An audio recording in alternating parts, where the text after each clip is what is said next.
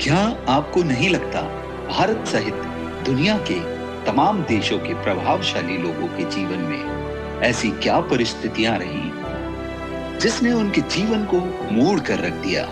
ऐसे सभी चरित्रों के जीवन परिचय को जानने के लिए देखिए विजन इंडिया। इंदिरा गांधी।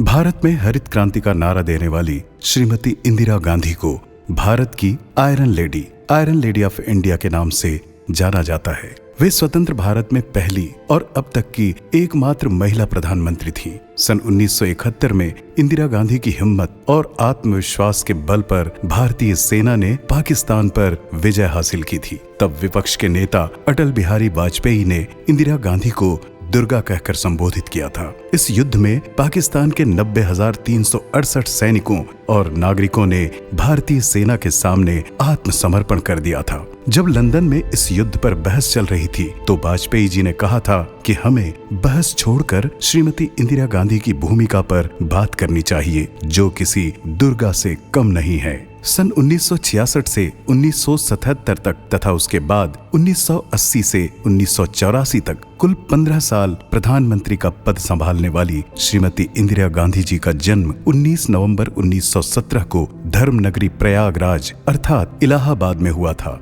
सन 1934 में अपनी स्कूली शिक्षा पूरी करने के बाद उन्होंने शांति निकेतन में गुरुदेव रविंद्रनाथ टैगोर द्वारा निर्मित विश्व भारती विश्वविद्यालय में प्रवेश लिया था। वहां इन्हें गुरुदेव रविंद्रनाथ टैगोर ने प्रियदर्शिनी नाम दिया था। कुछ समय इस विश्वविद्यालय में पढ़ने के बाद वे उच्च शिक्षा के लिए इंग्लैंड चली गईं। दोस्तों, बचपन से ही इंदिरा गांधी बड़ी निडर और साहसी थीं। इनके घर आनंद भवन में प्रायः नेताओं का आना जाना लगा रहता था और इनके पिता वहां कांग्रेसी नेताओं के साथ बैठकर मीटिंग किया करते व भाषण देते थे। इसे देख देख कर इंदिरा जी ने भी मोहल्ले के बच्चों को सामने बैठाकर स्पीच देना शुरू कर दिया था। यदि आपने अभी तक हमारा चैनल विजन इंडिया सब्सक्राइब नहीं किया है तो सब्सक्राइब कर लें और साथ ही बेल आइकॉन को अवश्य दबाएं ताकि आने वाले वीडियो का नोटिफिकेशन आपको सबसे पहले मिल सके। असहयोग आंदोलन के समय विदेशी कपड़ों की होली जलती देखकर इन्हें बड़ा आनंद आता था। उसी दौरान एक दिन जब अपने पिता के साथ वे महात्मा गांधी जी से मिली तो उन्होंने उनसे पूछा, बापू, मैं तो बहुत छोटी हूँ, मैं देश के लिए क्या कर सकती हूँ? इस पर बापू ने जवाब दिया,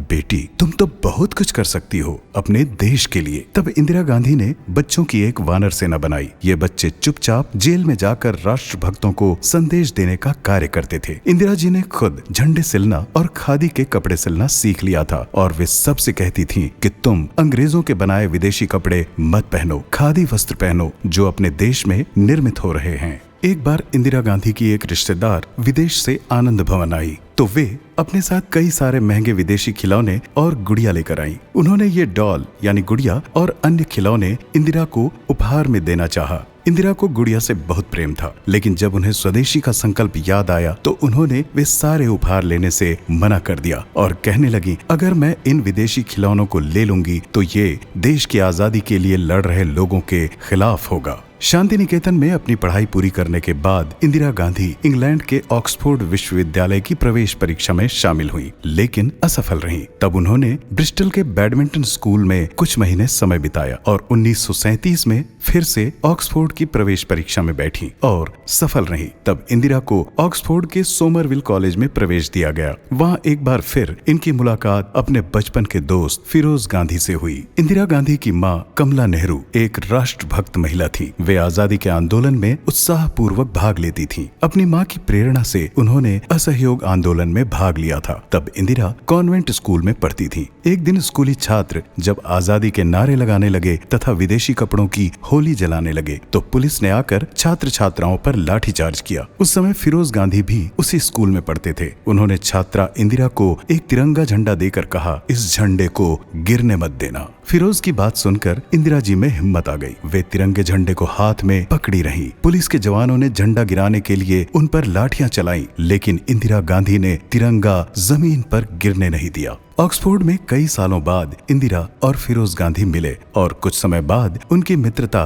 प्रेम में बदल गई। फिरोज गांधी ने इंदिरा को शादी के लिए प्रपोज किया। बाद में दोनों का अंतरजातीय विवाह हुआ। फिरोज गांधी पारसी थे और इंदिरा कश्मीरी पंडित थी। शादी से पहले वे अपने नाम के आगे नेहरू उपनाम लिखती थी, लेकिन फिरोज गांधी से शादी के बाद उनका सरनेम नेहरू से बदलकर गांधी हो गया। सन 1941 में इंग्लैंड से अपनी पढ़ाई पूरी करके इंदिरा गांधी भारत लौट आईं। शादी के बाद इंदिरा और फिरोज गांधी भारत के स्वतंत्रता आंदोलन से सक्रिय रूप से जुड़ गए। स्वतंत्रता आंदोलन में भाग लेने के कारण दोनों को कई बार जेल की सजा भी भुगतनी पड़ी, लेकिन इंदिरा गांधी के लिए जेल का दर्शन कोई नई या अद्भुत बात नहीं थी। उससे पहले उन्होंने अपने पिता जवाहरलाल नेहरू और दादा मोतीलाल नेहरू को जेल जाते हुए तथा जेल में सजा भुगतते हुए देखा था। अपने माता पिता और दादा को बचपन से आजादी की राह पर चलते देखकर उनके अंदर देशभक्ति का जज्बा कूट कूट कर भर गया था। आजादी के आंदोलन के समय श्रीमती इंदिरा गांधी को श्री लाल बहादुर शास्त्री जी के साथ काम करने का मौका मिला। वे शास्त्री जी के सादगी पसंद व्यक्तित्व, उनके सरल एवं विनम्र व्यवहार तथा राष्ट्रभक्ति की भावना से बहुत प्रभावित हुई। सन 1944 में इंदिरा जी ने राजीव गांधी को और 1946 में संजय गांधी को जन्म दिया। आजादी के आंदोलन में सक्रिय रहने के कारण वे अपने दोनों बच्चों को ज्यादा समय नहीं दे पाती थी। एक बार एक परिचित महिला ने संजय गांधी से कहा, तुम्हारी मम्मी तुम्हें ज्यादा समय नहीं दे पाती हैं, तुम्हें बुरा नहीं लगता? महिला की बात सुनकर बालक संजय गांधी कहने लगे, इसमें बुरा लगने की क्या बात है? मेरी मम्मी देशवासियों के लिए समय देती हैं, इस कारण अगर वे हमारे लिए ज्यादा समय नहीं निकाल पाती तो कोई बात नहीं। सन 1947 में जब भारत आजाद हुआ तो चारों तरफ हिंदू मुस्लिम दंगे भड़क उठे। दंगों के समय इंदिरा गांधी ने अपनी जान की परवाह न करके दंगा पीड़ित लोगों और शरणार्थियों की बहुत मदद की। एक दिन वे कार से अपने घर की ओर जा रही थी तो उन्होंने देखा कि करीब 200 लोग एक आदमी को मारने के लिए उसके पीछे दौड़ रहे हैं। इंदिरा जी तुरंत कार से उतरी और उस आदमी के आगे जाकर खड़ी हो गईं। दंगाई लोग उनसे कहने लगे, तुम सामने से हट जाओ वरना इसके साथ साथ हम तुम्हें भी मार देंगे। इंदिरा आवेश में कह उठी, तुम मुझे मारना चाहो तो मार डालो, लेकिन इस आदमी की जान के पीछे क्यों पड़े हो? इसने तुम्हारा क्या बिगाड़ा है? जब इंदिरा गांधी दक्षिण भारत गई तो वहाँ उन्होंने निम्न जाति के लोगों के साथ छुआछूत का व्यवहार देखा। ये देखकर इंदिरा जी को बहुत दुख हुआ। वे मानवीय समानता की पक्षधर थीं और सभी जाति व धर्म के लोगों को एक समान दृष्टि से देखती थीं। वे सबके साथ समानता का बर्ताव करती थीं और कहती थीं कि श्रृंखला के अंतिम व्यक्ति को भी समान अधिकार व लाभ जरूर प्राप्त होने चाहिए। उन्होंने इंग्लैंड, अफ्रीका, इजिप्ट, फ्रांस आदि अनेक देशों का भ्रमण किया था और अलग अलग देशों की सभ्यता संस्कृति से बहुत कुछ सीखा था। अंतर्राष्ट्रीय राजनीति में वे खूब रुचि लेती थी। वे भारत में ग्लोबलाइज्ड इकोनॉमी का प्रचार करती थी और कहती थी कि इंडिया को ग्लोबलाइज्ड करना बहुत जरूरी है। ग्लोबल मार्केट की आज बहुत जरूरत है। सन 1947 के दंगों में जब इंदिरा गांधी कभी हिंदू बहुल इलाके में जाकर और कभी मुस्लिम बहुल इलाके में जाकर लोगों की मदद कर रही थी तो उनके पिता के पास धमकियों भरे पत्र और फोन आते थे। धमकियों में पंडित जवाहरलाल नेहरू से कहा जाता था, देखो दिल्ली में बहुत सी औरतों को मारा जा रहा है, तुम्हारी बेटी को भी हम जान से मार देंगे। जवाहरलाल नेहरू ने चिंतित होकर अपनी पुत्री इंदिरा को बहुत समझाया कि घर से बाहर मत निकला करो, तुम्हारी जान को खतरा है। लेकिन इंदिरा गांधी नहीं मानती थी। वे हिंदू और मुस्लिम दोनों समुदायों के लोगों को समझाने का प्रयास करती, उन्हें आपसी प्रेम, सद्भावना और भाईचारे के साथ मिलजुल कर रहने की सलाह देती थी। उधर महात्मा गांधी देश भर में जगह जगह दौरा करके सामुदायिक सौहार्द और शांति कायम करने में लगे हुए थे। इंदिरा गांधी भी उनसे प्रेरित होकर दंगा पीड़ित लोगों की मदद करती, रिलीफ कैंप चलाती। कई बार उन्हें अकेले घर से लोगों की मदद के लिए निकलना पड़ता और विरोधी लोग उनके सामने आकर उन्हें धमकी देते, लेकिन इंदिरा गांधी अपनी जान की परवाह किए बिना देश में अमन, चैन और शांति कायम करने के प्रयासों में लगी रहती।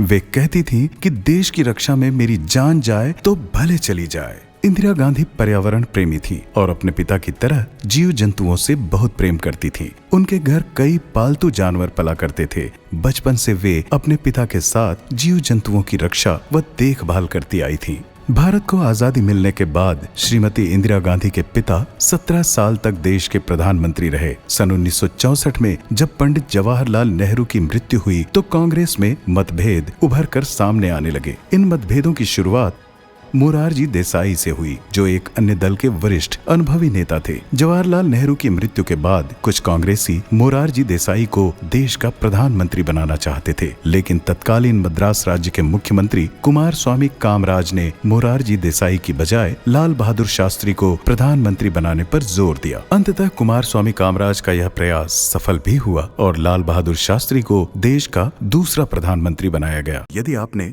अभी तक हमारा चैनल विजन इंडिया सब्सक्राइब नहीं किया है तो सब्सक्राइब कर लें और साथ ही बेल आइकॉन को अवश्य दबाएं ताकि आने वाले वीडियो का नोटिफिकेशन आपको सबसे पहले मिल सके। 18 महीने भारत के प्रधानमंत्री पद पर रहने के बाद लाल बहादुर शास्त्री जी का 11 जनवरी 1966 को ताशकंद में निधन हो गया। उस समय कुमारस्वामी कामराज कांग्रेस पार्टी के अध्यक्ष थे। उन्होंने श्रीमती इंदिरा गांधी को प्रधानमंत्री बनाने में निर्णायक भूमिका निभाई। इस प्रकार 24 जनवरी 1966 को इंदिरा गांधी ने भारत के तीसरे प्रधानमंत्री का कार्यभार संभाला। इसके बाद वे 2, 4 या 5 साल नहीं बल्कि पूरे 11 साल तक देश के प्रधानमंत्री पद पर रहीं। सन 1966 में जब श्रीमती इंदिरा गांधी प्रधानमंत्री बनी तो कांग्रेस 2 गुटों में विभाजित हो चुकी थी। एक गुट मोरारजी देसाई के नेतृत्व वाला ओ गुट था, जिसे कांग्रेस ओ कहा जाता था। ये रूढ़िवादी था तथा जनसंघ व राष्ट्रीय स्वयंसेवक संघ की ओर झुका हुआ था। दूसरा गुट इंदिरा गांधी के नेतृत्व वाला कांग्रेस आर गुट था, जो समाजवादी विचारधारा का था, लेकिन ये गुट कांग्रेस में अल्पमत में था। विपक्षी नेता राम मनोहर लोहिया श्रीमती इंदिरा गांधी को गूंगी गुड़िया कहते थे। प्रधानमंत्री बनने के बाद श्रीमती इंदिरा गांधी ने जुलाई 1969 में बैंकों का राष्ट्रीयकरण किया। सन 1971 में बांग्लादेशी शरणार्थी समस्या को हल करने के लिए उन्होंने पूर्वी पाकिस्तान में रह रहे लोगों की ओर से पाकिस्तान के साथ जंग का ऐलान कर दिया। अंततः पाकिस्तान को हराकर प्रधानमंत्री इंदिरा गांधी ने बांग्लादेश को पाकिस्तान से आजादी दिलाई। सन 1974 में इंदिरा गांधी के नेतृत्व में स्माइलिंग बुद्धा के नाम से राजस्थान के पोखरण गांव में भूमिगत परमाणु परीक्षण किया गया। प्रधानमंत्री बनते ही इंदिरा गांधी ने देखा कि देश में खाद्यान्न की बहुत कमी है। उस समय अमेरिका से गेहूं खरीदना पड़ता था। इंदिरा गांधी अमेरिका के राष्ट्रपति को नापसंद करती थीं कि अमेरिकी राष्ट्रपति निक्सन इंदिरा गांधी को चुड़ैल बुढ़िया कहा करते थे। प्रधानमंत्री किसी तरह खाद्यान्न के मामले में अमेरिकी निर्भरता से भारत को मुक्ति दिलाना चाहती थी। उन्होंने हरित क्रांति का नारा देकर भारत में वर्षों से चली आ रही खाद्यान्न की कमी को गेहूं, चावल, कपास और दूध के अतिरिक्त उत्पादन में बदल दिया। इसके बाद श्वेत क्रांति भी भारत में हुई और दुग्ध उत्पादन में वृद्धि आई। इससे बच्चों के कुपोषण की समस्या से छुटकारा मिल गया। देश के खाद्यान्न लाभ के लिए खाद्य सुरक्षा का कार्यक्रम बनाया गया। हरित क्रांति गहन कृषि जिला कार्यक्रम अर्थात IADP का अनौपचारिक नाम था। ये कार्यक्रम 4 चरणों पर आधारित था। पहला चरण नई किस्म के बीज का था। दूसरा चरण था स्वीकृत भारतीय कृषि के रसायनीकरण की आवश्यकता को स्वीकृति देने का। इस चरण में उर्वरक, कीटनाशकों की सुलभता तथा घास फूस निवारकों पर जोर दिया गया। तीसरे चरण में नई बेहतर किस्म के बीजों को विकसित करने के लिए राष्ट्रीय और अंतर्राष्ट्रीय सहकारी अनुसंधान की प्रतिबद्धता थी। चौथे चरण में भूमि अनुदान कॉलेज के रूप में कृषि संस्थानों के विकास की वैज्ञानिक अवधारणा थी। हरित क्रांति कार्यक्रम को देश भर में लागू करने से अन्न के उत्पादन में 3 गुना वृद्धि होने लगी। सन 1971 में श्रीमती इंदिरा गांधी ने देश को गरीबी हटाओ का नारा दिया। स्थानीय रूप से चलाए गए गरीबी हटाओ कार्यक्रम का वित्त पोषण, विकास, पर्यवेक्षण और कर्मीकरण भारत सरकार, नई दिल्ली और भारतीय राष्ट्रीय कांग्रेस दल द्वारा किया गया। भारत सरकार अभी तक राजघरानों को स्टेट के अनुसार धन देती आई थी। ये धन हर साल वित्तीय सहायता अथवा पेंशन के रूप में राजघराने के लोगों को दिया जाता था, जिसे प्रिवी पर्स कहते थे। इंदिरा गांधी का कहना था कि प्रिवी पर्स गरीबी, भूख और सुरक्षा चुनौतियों से त्रस्त भारत जैसे स्वतंत्र राष्ट्र पर एक अतिरिक्त बोझ है। इसे खत्म किया जाना चाहिए। यह देश की अर्थव्यवस्था पर बुरा प्रभाव डाल रहा है। सन 1971 में जब वे दोबारा चुनाव जीती तो उन्होंने भारत के संविधान में 26वां संशोधन विधेयक संसद में पेश किया, जो 2/3 बहुमत से पास हो गया और प्रिवी पर्स या राजभत्ता को हमेशा के लिए समाप्त कर दिया गया। श्रीमती इंदिरा गांधी के प्रधानमंत्री काल में सन 1974 में भारत ने पोखरण में सफलतापूर्वक परमाणु परीक्षण किया और दुनिया का सबसे नवीनतम परमाणु शक्तिधर बन गया। जनता पार्टी के नेता राजनारायण ने प्रधानमंत्री इंदिरा गांधी पर भ्रष्टाचार का आरोप लगाकर अदालत में मुकदमा दायर किया। 12 जून 1975 को इलाहाबाद उच्च न्यायालय ने राजनारायण की याचिका पर सुनवाई करते हुए इंदिरा गांधी के लोकसभा चुनाव को रद्द घोषित किया। अदालत ने उन्हें सांसद पद छोड़ने का आदेश दिया तथा 6 वर्षों तक चुनाव लड़ने पर प्रतिबंध लगा दिया। उस समय फखरुद्दीन अली अहमद भारत के राष्ट्रपति थे। इंदिरा गांधी के मंत्रिमंडल और कांग्रेस सरकार द्वारा उनसे आपातकालीन स्थिति लागू करने की सिफारिश की गई। फलस्वरूप 25 जून 1975 को देश में इमरजेंसी अर्थात आपातकालीन स्थिति की घोषणा राष्ट्रपति द्वारा कर दी गई। देश में आपातकाल लागू होते ही विरोध, शोर और उत्पात मचाने वाले लोगों तथा नेताओं को पकड़कर जेल में डाला जाने लगा। देश में इमरजेंसी की स्थिति जून 1975 से मार्च 1977 तक करीब 2 साल चली। इमरजेंसी के दौरान पूरा देश केंद्रीय सरकार के नियंत्रण में आ गया। राज्य सरकारों की ताकत केंद्र द्वारा खींच ली गई। चुनावों पर प्रतिबंध लगा दिया गया। लोगों के सिविल राइट्स रद्द कर दिए गए। प्रायः सभी बड़े विपक्षी नेताओं को गिरफ्तार कर लिया गया। कुछ ही महीने के भीतर 2 विपक्षी दल शासित राज्यों गुजरात और तमिलनाडु पर भी राष्ट्रपति शासन थोप दिया गया। पुलिस को कर्फ्यू लागू करने तथा नागरिकों को अनिश्चितकालीन रोक कर रखने की क्षमता सौंप दी गई। सभी प्रकाशनों को सूचना तथा प्रसारण मंत्रालय की पर्याप्त सेंसर व्यवस्था के अधीन कर दिया गया। संजय गांधी के हस्तक्षेप से दिल्ली की जामा मस्जिद के आसपास बसी बस्तियों को हटाया गया, जिसमें हजारों लोग बेघर हुए और सैकड़ों लोग मारे गए।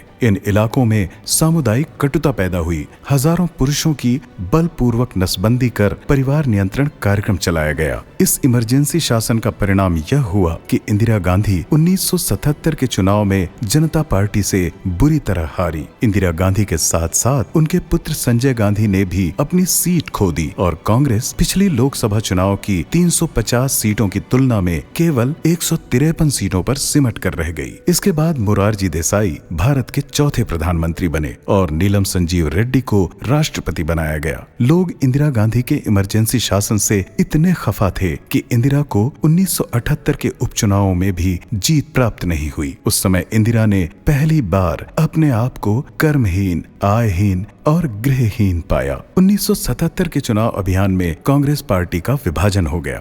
बाबू जगजीवन जैसे कट्टर समर्थक भी इंदिरा गांधी का साथ छोड़कर चले गए। कांग्रेस इंदिरा या कांग्रेस आई संसद में अब एक छोटा सा विपक्षी समूह होकर रह गया। जनता सरकार के गृह मंत्री चौधरी चरण सिंह ने इंदिरा गांधी और उनके पुत्र संजय गांधी पर आरोप लगाकर उन्हें गिरफ्तार करने के आदेश दिए, लेकिन अदालत में इन आदेशों को साबित करना सरल नहीं था। गिरफ्तारी की वजह से इंदिरा गांधी स्वतः ही संसद से निष्कासित हो गईं, लेकिन उनकी गिरफ्तारी से उन लोगों में इंदिरा गांधी के प्रति सहानुभूति पैदा हो गई जो 2 वर्ष पहले उन्हें तानाशाह समझकर डर गए थे। जनता पार्टी की सरकार आपसी कलहों में फंस कर रह गई।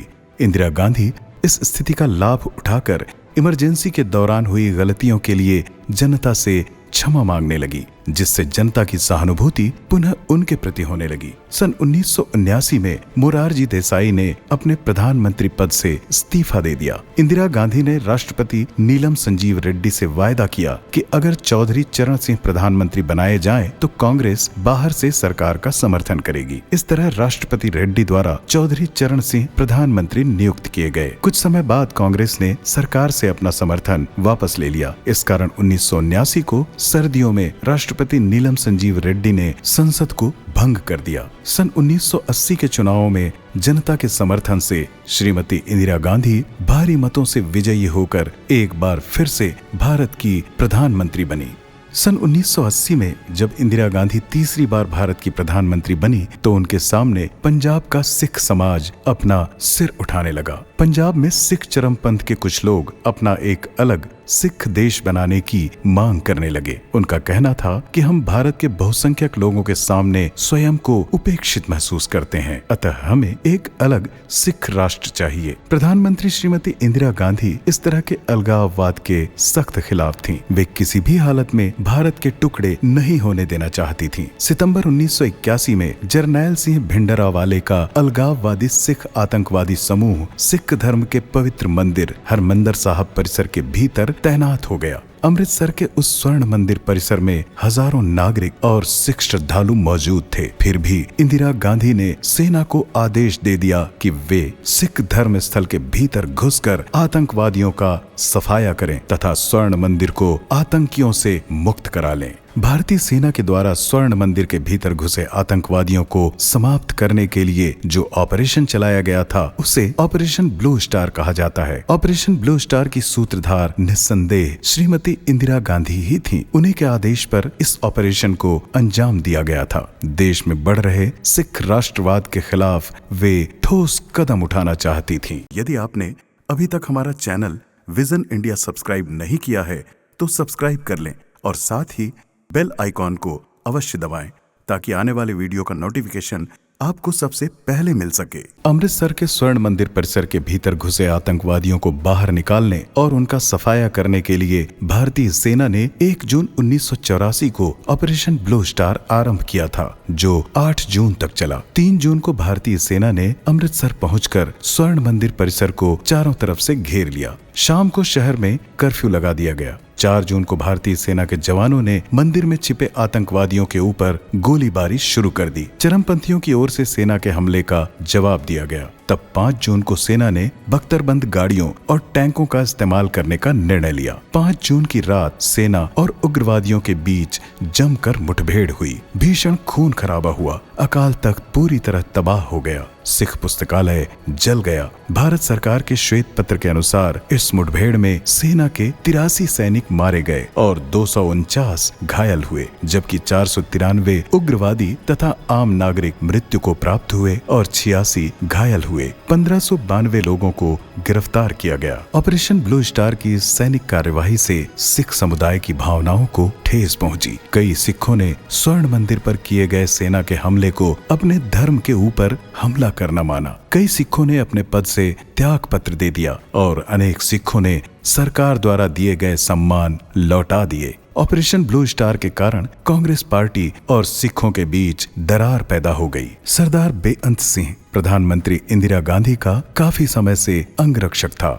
ऑपरेशन ब्लू स्टार के बाद उसके तबादले की बात भी की जा रही थी, क्योंकि वो एक सिख था। उन दिनों सिखों के मन में ऑपरेशन ब्लू स्टार के कारण इंदिरा गांधी के प्रति नफरत और असंतोष व्याप्त हो गया था। प्रधानमंत्री इंदिरा गांधी की जीवन सुरक्षा का ख्याल करके अंगरक्षक बेअंत सिंह के ट्रांसफर की बात उठ रही थी, लेकिन इंदिरा गांधी को अपने रक्षक बेअंत सिंह और सतवंत सिंह पर पूरा भरोसा था। उन्होंने बेअंत सिंह का ट्रांसफर रद्द करवा दिया था। वे दिखाना चाहती थीं कि वे सिख समुदाय पर अब भी भरोसा करती हैं और वे सिखों के खिलाफ कोई भी अन्याय नहीं होने देंगी। वो 31 अक्टूबर 1984 का दिन था। इंदिरा गांधी सुबह के करीब 9 बजे नई दिल्ली के सफदरजंग स्थित अपने आवास से बाहर निकली। उन्हें एक ब्रिटिश अभिनेता पीटर उस्तिनोव को अपना इंटरव्यू देना था। पीटर आयरिश टेलीविजन के लिए एक वृत्त चित्र बना रहे थे। उसके लिए उन्हें प्रधानमंत्री श्रीमती इंदिरा गांधी का इंटरव्यू लेना था।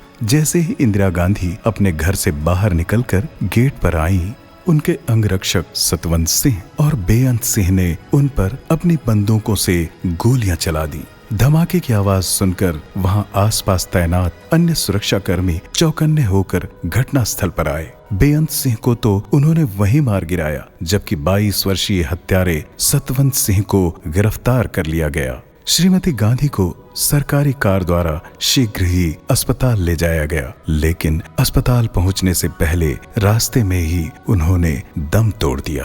अपनी हत्या के एक दिन पहले श्रीमती इंदिरा गांधी ने भुवनेश्वर में एक चुनावी सभा को संबोधित करते हुए कहा था कि आज मैं यहाँ हूँ, कल शायद यहाँ न रहूं, मुझे चिंता नहीं, मैं रहूं या न रहूं, लेकिन जब मैं मरूंगी तो मेरे खून का एक एक कतरा भारत को मजबूती प्रदान करेगा। देश की ऐसी निष्ठावान लौह व्यक्तित्व की धनी आयरन लेडी श्रीमती इंदिरा गांधी को भावपूर्ण शत शत नमन। दोस्तों, अगर आपको यह वीडियो अच्छा लगा हो तो इसे लाइक व शेयर अवश्य करें तथा वीडियो संबंधी निम्न सवालों का जवाब हमारे कमेंट बॉक्स में अवश्य दें। श्रीमती इंदिरा गांधी को प्रियदर्शिनी नाम किसने दिया था? संविधान में 26वां संशोधन किसके लिए किया गया था? विपक्ष का कौन सा नेता इंदिरा गांधी को गूंगी गुड़िया कहता था? स्वर्ण मंदिर में आतंकियों के खिलाफ सेना ने कौन सा ऑपरेशन चलाया था? इंदिरा गांधी को गोली मारने वाले अंगरक्षकों के नाम क्या क्या थे? देश के अंदर आपातकाल कब लागू किया गया था? राजनीति में श्रीमती इंदिरा गांधी के सबसे बड़े प्रतिद्वंदी कौन थे? बचपन में इंदिरा गांधी ने बच्चों की कौन सी सेना बनाई थी? श्रीमती इंदिरा गांधी के शासनकाल में परमाणु परीक्षण कब और कहां किया गया था? इंदिरा गांधी कुल कितने वर्ष तक भारत की प्रधानमंत्री रहीं? धन्यवाद।